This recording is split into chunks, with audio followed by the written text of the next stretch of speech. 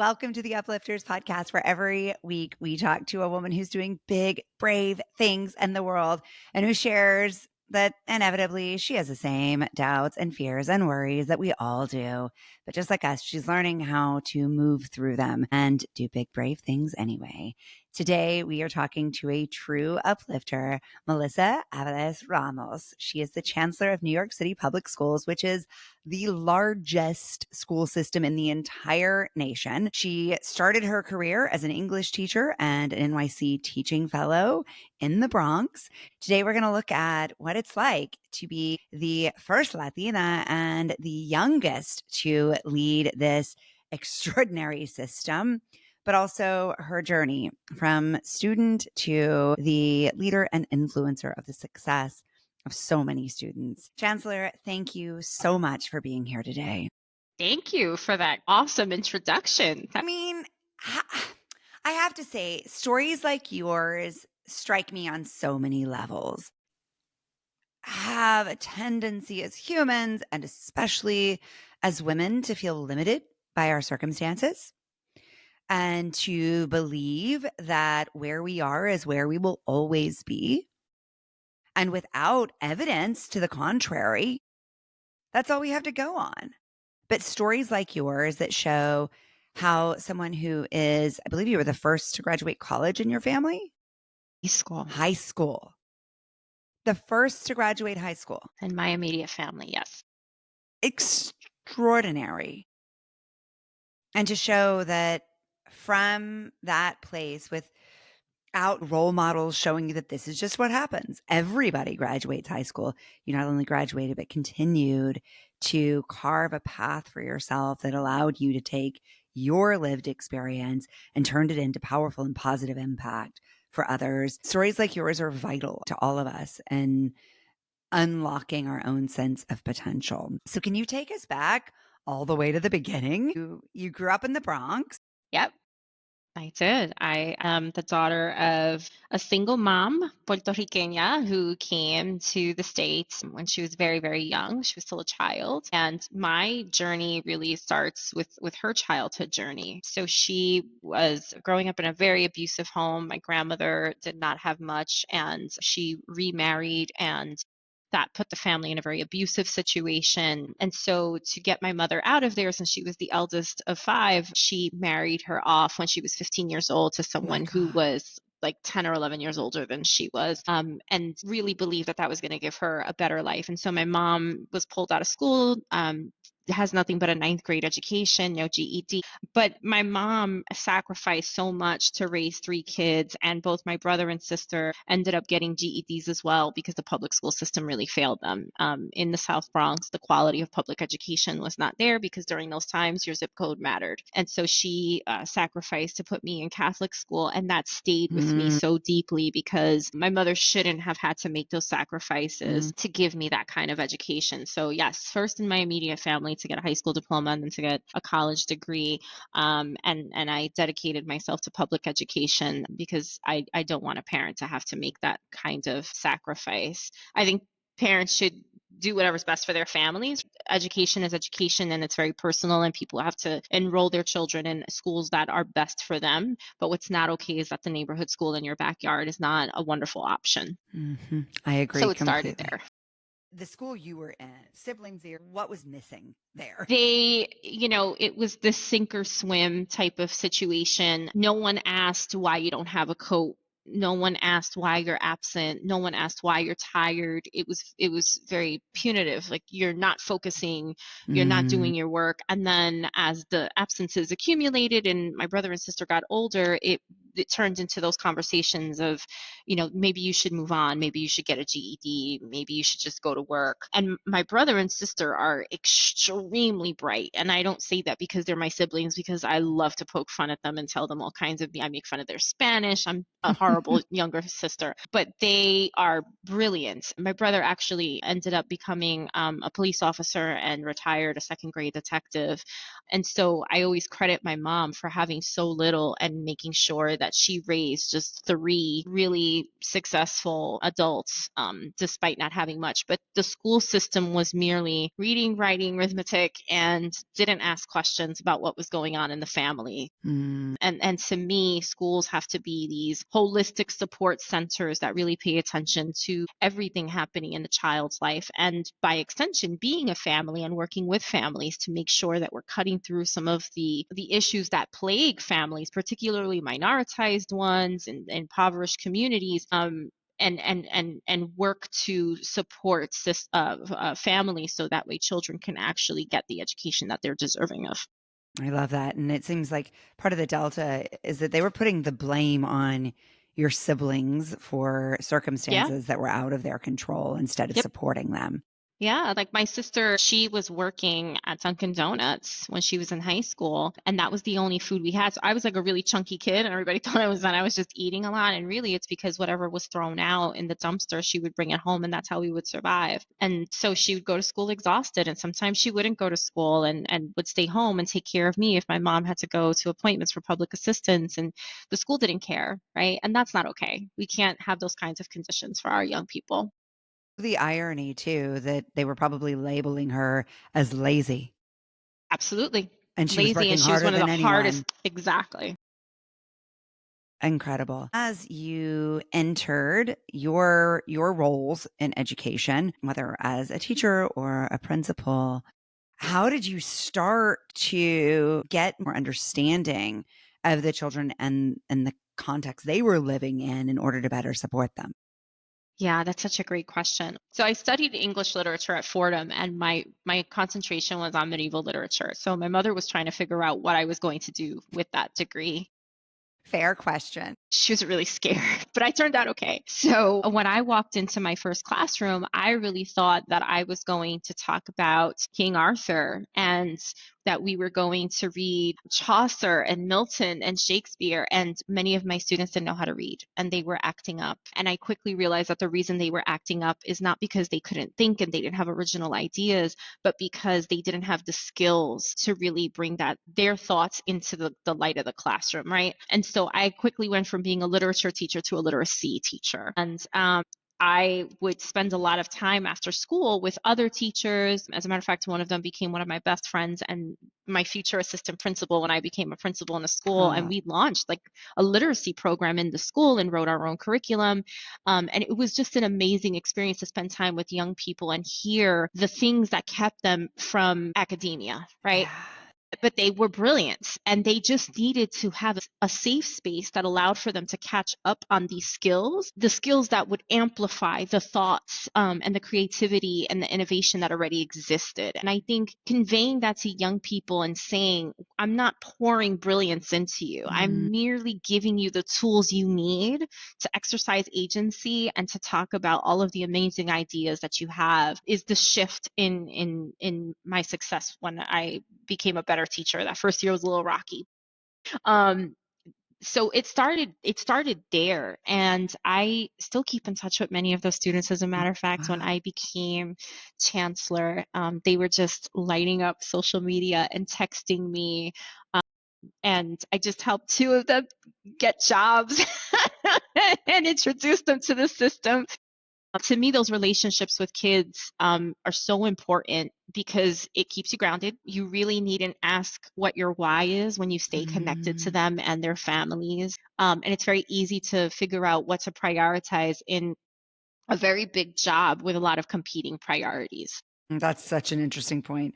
I want to go back to this idea of self-belief and helping them believe in themselves. And I think about this with my own children. They've had teachers who didn't foster self-belief, and they've had teachers who have fostered self-belief. On both sides, it's transformative. So what did you notice your teachers were doing that either made you feel like you had potential and you were worthy of believing in yourself and being believed in, and those who didn't? So I had a very traditional Catholic school experience up until the seventh grade. It was rough because the Catholic school nuns are not to be messed with. And so I learned a lot of grammar and math, but I was always taught facts and I regurgitated them on exams and I got good grades. And the goal was just to make mom proud and get really good grades. It wasn't until I got to the seventh grade that I had teachers who fostered that critical thinking. And I'll never forget, I talk about her in a lot of interviews. I hope she sees this somewhere. I have to get in touch with her. Her name is Natalie Ryder. She was my seventh grade English teacher. And then shortly thereafter, I had Mr. Matt Mahoney. And these two teachers referred to me as a writer. When I would say I wanted to grow up to be a writer or a journalist, they said you already are. And really walking me through the writing process and giving me an opportunity to create original pieces, and the way they celebrated me, but also gave me feedback to move me along. It wasn't just that that's great, but they were really involved with the writing process. That's when I not only developed a deep love for writing, but also saw myself as a future English teacher. Yeah. And it's interesting too, because it sounds like that gap was filled by your mother in those early years. And through her actions, she was showing that she believed in you. And that gave you perhaps the energy and the motivation to act like somebody who is worthy of belief. Yeah, for sure. And then the teachers were able to build on that. And I do think that's really ultimately what every child needs, is they need somebody to say, you're worthy of belief, our confidence. And I love that your story is about writing. Specifically, I'm on the board of 826 NYC, and our mission is to help children tell their stories and teach them writing skills, because no matter where our school systems are, I think it's hard to find time to foster that in every student. And so Yes. we have the great honor of being in many of the schools, being a second source of support for that. And I love that. it's life-changing, and we all have a story. So knowing what it is and how to tell it is what allows us to live our story. So going back to your story, as we mentioned, we're the first, you were the youngest. Mm-hmm. When you were in these situations, did you experience the doubts and fears? Did that hit you, or were you just like, here's a problem, I'm just going to tackle it? So it was both. I think there were times when I would say, what am I doing? I'm exhausted. Mm-hmm. I don't belong, especially when I went to Fordham University and I saw students who had so much more money than I did. I tell the story of when I sat in one of my seminar classes and I kept saying Antigone instead of Antigone, and I Mm-hmm. was laughed out of class and I didn't go back and I failed. And I kept handing in my papers. I would email my professor, but I refused to walk into the classroom because I was mortified. And then sitting in an American pluralism class, and someone said, well, quotas.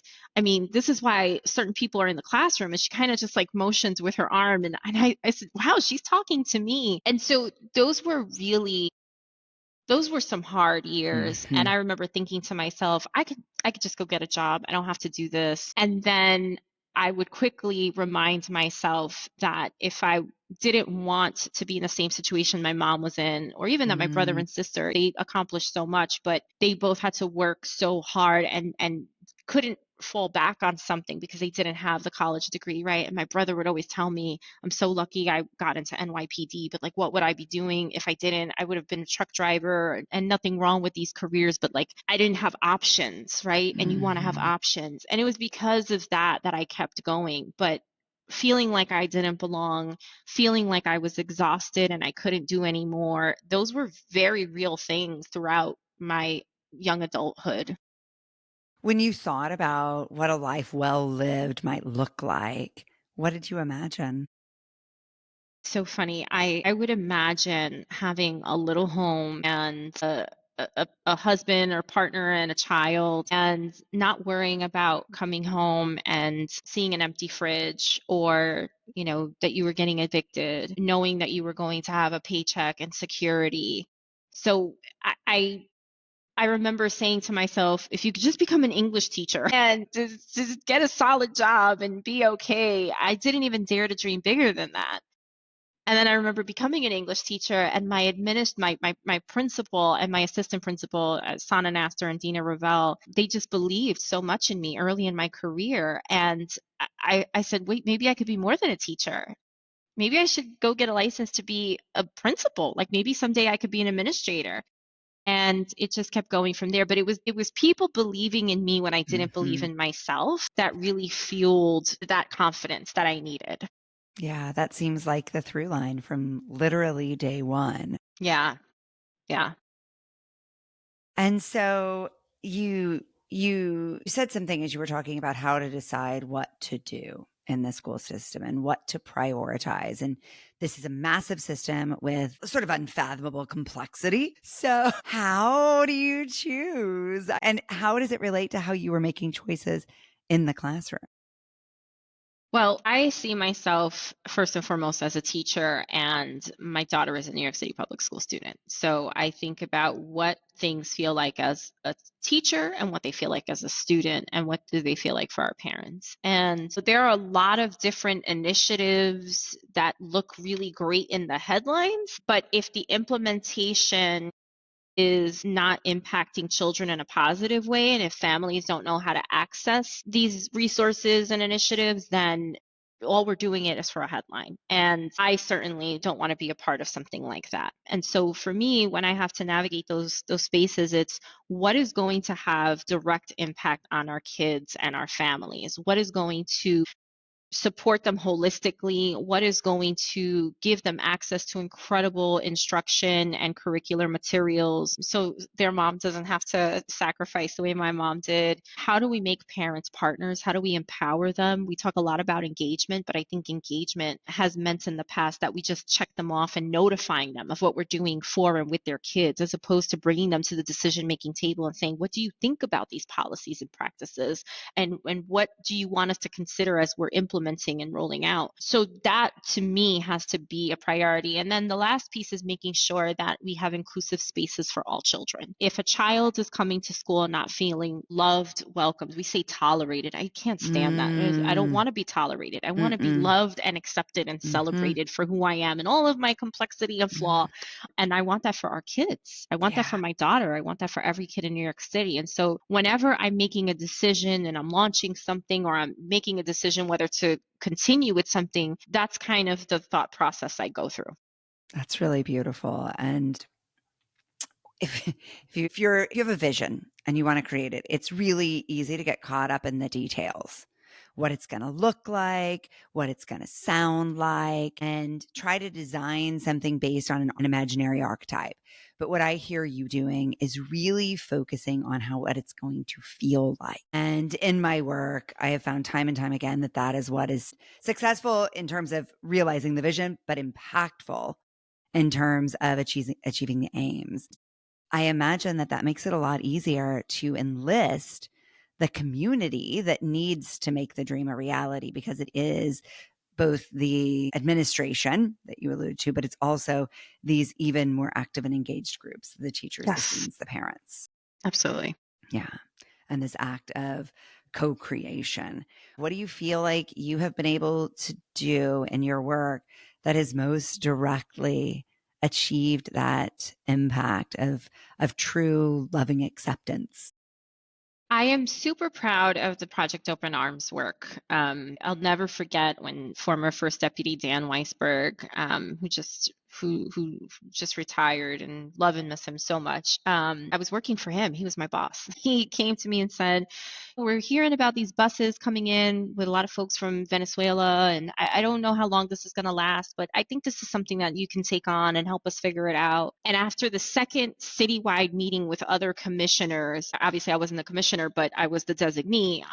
I went back to him and said, I think this is bigger than we thought. I think we're looking at some unprecedented numbers. And that's when we launched Project Open Arms and wrote the blueprint on how to welcome, enroll, support. And that was such meaningful work because I got to see the system citywide. I was going to schools, collecting best practices, sharing them with schools that necessarily didn't have those practices in place because they hadn't welcomed so many students in temporary housing or didn't have students in temporary housing prior to this. And also connecting with families. I mean, some of them were scared to enter into the shelter system, so they were living in campers and, knocking on doors and convincing them that these were safe spaces for them, answering some of their questions. Some of them would text me on WhatsApp and ask me questions. And so I just got to know the city in a way that I never had before because I was so school and district based. My entire career was in the same district. I lived there, I worked there, my kid went to school there, the whole thing. So this was eye-opening for me.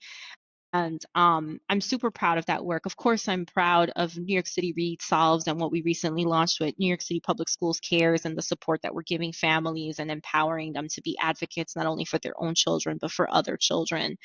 But there's one thing that it's going to sound silly, but I'm so proud because in the past, kids don't know who the chancellor is. They're just like, what is a chancellor? Who is a Yeah. chancellor? I don't know. And I walked into an event. It was a community event. It wasn't even a school-based event. And this little girl who couldn't have been more than 8 years old, she said, that's Melissa Aviles-Ramos. She's the chancellor. And she ran to me and Oh. gave me the biggest hug. And I'll never forget thinking, my kids know who I am. And Mhm. downstairs there was a prom going on, and the seniors were like, hey, Chancellor, come take a picture with us and dance with us. And I was like, my kids know me. That was so, out of everything that I'm proud of, that told me like I really accomplished that goal of being accessible as a mom and as a teacher to my kids and my families. Yeah. Accessible. And it sounds to me as though they saw you as their champion. Yes, I And so hope so. you are giving that self-belief. How many students are there in New York Almost a City? million. Almost 1,000,000. Like Uber mom, And I Uber call them my teacher. kids. I do. Yeah. Yeah. Almost 1,000,000 children that you get to invest belief in. Yes. Yeah. And how wise to focus your energy on the people who most directly filter their energy and time into the students themselves.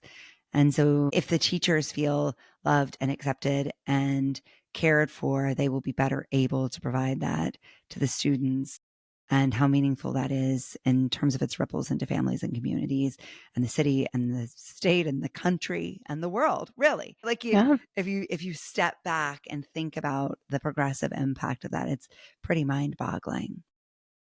So you've been in your new role for a few months now. It can take a while. Yeah, inching to a year. Oh my gosh. A lot's happened. What are you feeling proud of in this new role? I am feeling proud of New York City Reads and Solves, and I was one of the key architects when Chancellor Banks launched those initiatives. And when the mayor and David tapped me to be his successor, I remember a lot of people were very nervous that I was going to do what other chancellors did, which is kind of just turn the tables over and start from scratch. And I made that promise to New York City and said, I'm not doing that. Like, we have some good stuff going on, but the devil's in the detail. We need to make sure that we're doing the implementation well. And if I'm being honest, there were some hiccups with reads and solves, less with reads, more with solves. And because of my experience as a teacher and a principal, I was able to work really closely with the unions and make sure that our team was making the adjustments that are necessary. And my deputy chancellor, Donica Rux, and her team have been incredible in helping to move that work. But I think people doubted us. They thought that Mm. things were going to fall apart with so much transition. And not only did we keep the train moving, but those test scores went up, 7.2 increase in reading and 3.5 in math. That's nothing to sneeze at. Our kids did No. amazingly well. Our teachers did phenomenal work. Our school leaders really set the conditions for everyone to be successful. There's still a lot of work to be done because some of the numbers are still, to be less than 50% proficient in reading and math in our Black and Hispanic populations, that is unacceptable. But we saw the greatest growth in those two populations that have historically not performed well at all. And so we're starting to see that gap close a little bit. And I'm very proud of it because, as the mother of a little brown girl who struggled with reading and math herself and still continues to have some of those issues coming out of COVID, it is definitely my charge to make sure that we're doing all that we can to help our children. I've heard in your story so many different ways that you collect data to help inform your priorities. You get into the rooms, you ask a lot of questions, you look at numerical data. Tell me more about where you're collecting insights to understand what's working and what isn't and what really needs your attention. Yeah. So I have this amazing dashboard that my team created, and little nerdy me logs on every single morning and checks it from attendance to number of incidents and suspension. And then I can disaggregate by district and school, and I can see all the things. So, but quite simply, the most powerful data collection happens in schools, and those qualitative data and those organic conversations with teachers and with school aides and with cafeteria workers and safety agents, and hearing directly from the people on the front lines. I hosted a listening tour as soon as I became chancellor, and some critics were like, "Why are you listening? You've been in the system for almost 20 years. You should know this." But again, right, every position gives you a different outlook, and chancellor's a pretty big one, Yeah. and it's a very privileged seat. And I wanted to make sure that I was listening to kids and families from all different walks of life. I launched a policy team. So I Mm. have this policy and strategy team that they come with me to these listening sessions, and they host focus groups with advocates and parents and kids, and they log all the low inference data, and they codify it, and they identify themes and trends and patterns, and then that kind of gives us our marching orders in terms of working with legislators and advocates and with City Hall, and what do we budget for, what needs more resources, what needs more support. So it's comprehensive, but I Mm. believe that qualitative data and quantitative data are equally important, and it's not enough to just talk to people. You have to have a system to capture and then Mhm. to then triangulate and figure out how to move forward. Yeah, I believe in that so deeply. And it's funny, you took me back as I was listening to very, very early in my career, the first time I met with an executive vice president, and it felt very fancy and very intimidating. And he took notes while we talked. And I had this overwhelming sense of, I'm being heard. And Yeah, I say to companies all the time that the worst thing is to ask somebody's opinion, but then do nothing with it. And it's better not bingo. to ask than to ask and ignore. And so I love your approach there because it demonstrates real listening and deep interest. Thank So you. you're the chancellor, you're in this great big job with all of this influence, and yet you're still a human being. So, what are you? We talk about building courage capitals, sort of building more self belief to do the next big thing. What are you raising courage capital to do next? I would say that I have to build courage capital every single day in this job. Mm. And what I mean by that is I didn't realize, since I was Chancellor Banks's chief of staff, I saw how people interacted with him. And he's this big, charming personality, and everybody knows who he is. And as soon as I got in the seat, people kind of waited for me to come to them and to prove myself. And as I was, when one of the younger chancellors in the seat, I think a lot of people treated me like I didn't deserve to be here.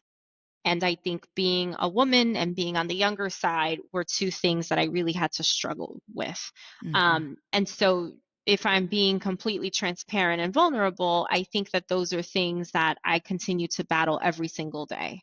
And not battle, but that I have to remind myself I deserve to be here. I know that I am the best person for this job in this moment. I don't think it's a mistake or a coincidence that Project Open Arms happened and I led that. And here we are supporting immigrant students and families. And they know that I'm their advocate. And I have the added benefit of being a chancellor who has a child in the system, right? And being a mom in the system. I have to talk to myself all of the time and remind myself how important those roles are, and that I am very deserving of being here. And I think that when I think about what's going to happen in the future, it's important for me to feel so secure in this role now, because if I can do this well and with confidence and deliver on my promises for kids and families, and I don't really know what else I can't do. And I Mm-hmm. want other women particularly younger women who are up and coming and don't necessarily have the grades or the breeding or the contacts. I didn't know anybody. I remember coming to Tweed and someone said, "Do you know who that is that was just talking to you?" And I said, "No, but she was so nice." And they're like, "That's Camille Joseph Barlick, and she's about to be the mayor's chief of staff." I said, "Oh, I didn't know." And they're just looking at me like, "What is wrong with you?" So I really had just no context, no contacts, and yet my work brought me here, right? And so if Mm-hmm. there's anything that I want other women to realize is that you build courage by acknowledging what you bring to the table, even if it's Yes. not defined by society traditionally. And there's no such thing as someone who's perfect or, who fits the profile. Like when we break those molds, that's when we sometimes find the best leadership. Yes, yes, yes, 1,000 times yes. How do you remind yourself of this day in, day out? Is it like, do you have a post-it? Are you like doing a mantra? Are you journaling? Are you talking about it while you're on the subway to yourself? I journal a lot.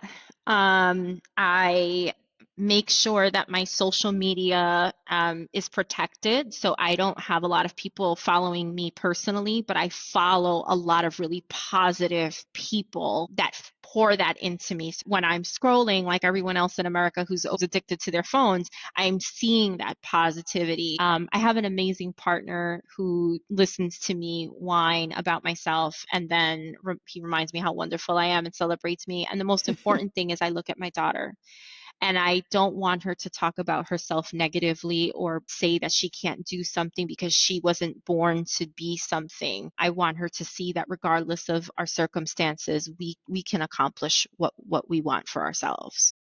What an incredible role model you are for all of Thank that. you. So each guest on the podcast nominates another guest. Who do you think we should feature next on the Uplifters podcast? So I think you should talk to Assemblywoman Catalina Cruz. Okay. She is an assemblywoman from Queens. She is incredible. Mm, And I talk about her all the time. When I got into this role, she called me, didn't know who I was, and said, I'm very nervous about the way the DOE is supporting immigrant families, and I have a lot of ideas and international schools. And she's like, she goes to 100. She is intense. She is brilliant. She's just phenomenal. And really, she could have scared the heck out of me. But I said, Assemblywoman, you're absolutely right. We need to do more. And this is what I'm mapping out. And just because I acknowledged that like we needed to do better, she was like, okay. And from there on, we just became super close friends. And she was one of the first people I called to let her know that I was becoming chancellor. She's walking in the street and she's like, "My friend is chancellor. You can't tell you who she is, but she's the chancellor." And this woman, who is a brilliant attorney, who is an accomplished assemblywoman, she never forgets what it is to pour into other women. And she and her chief of staff have created what they call the Girl Army. And so they will bring all these powerful women together who don't necessarily know each other and say, okay, you're a bestie and you're a bestie. Now we're all besties. So now we work together, right? And just this ecosystem of women who love each other, who don't judge each other, but give each other honest feedback, right? Because mm, real mm, friendship is about being honest mm, and not providing an echo chamber. mm. She has quite the story because she was a dreamer herself. Oh my gosh, I can't wait to talk to her. She sounds like total uplifter material, start She's to finish. amazing. And I just want to know her and get to hang out with her for 45 minutes. Yep. Last question. So, as uplifters, we live for uplifting others and supporting the missions of heart centered women. How can we best support you and this extraordinary mission you are on, Chancellor? Thank you so much. I would love it if we could continue to champion literacy, particularly in our most challenged and impoverished communities. I also think that it is so important that we feature some of our young student journalists and young student leaders who are doing such incredible things in their younger years because of the opportunities that we're giving them. So that way, everyone understands that literacy is everyone's responsibility and Mm-hmm. everyone's charge, not just the literacy teacher and English teacher, and that people start seeing our young people for the brilliant, hardworking, professional innovators that they are, and believing in public education. So I I, love it. I, I charge everyone with that. I love it. I love it. as a mother of teenage daughters, I am completely dismayed by the bad rap teenagers have gotten. I don't get it at all. I think they are so incredible and inspiring and passionate and hardworking and creative, and they make us such better people. And I'm on a bit of a mission to rebrand teenagers because I think the only reason they start acting out is because we tell them they're going to be awful. And so they start Yes. And they're being not what we tell them. engaged. No, because, right, we're giving them boring, regurgitated stuff that's not interesting to them. Anyway, that's for another day. It was really, really wonderful to meet you. Oh, it was wonderful to spend time with you. Thank you for having Thank me. you. I feel like I'm part of like this amazing society of women We're the to be on the Uplifters show. Collective. Thanks Yes, for watching. I love Call it. us podcast. If this inspired you, you are truly an uplifter, and I'm so glad to meet you. Thank Give you. this video a Likewise, thumbs it's been an up honor. and share it Be with well. someone who needs a little lift today. Big love. Painted water sunshine with rosemary and thyme. Dwell in the perplexing, though you find it vexing. Toss a star and hover, be your own best lover. Relish in a new prime, plant a tree in springtime. Dance with idle hindsight, bring the sun to twilight.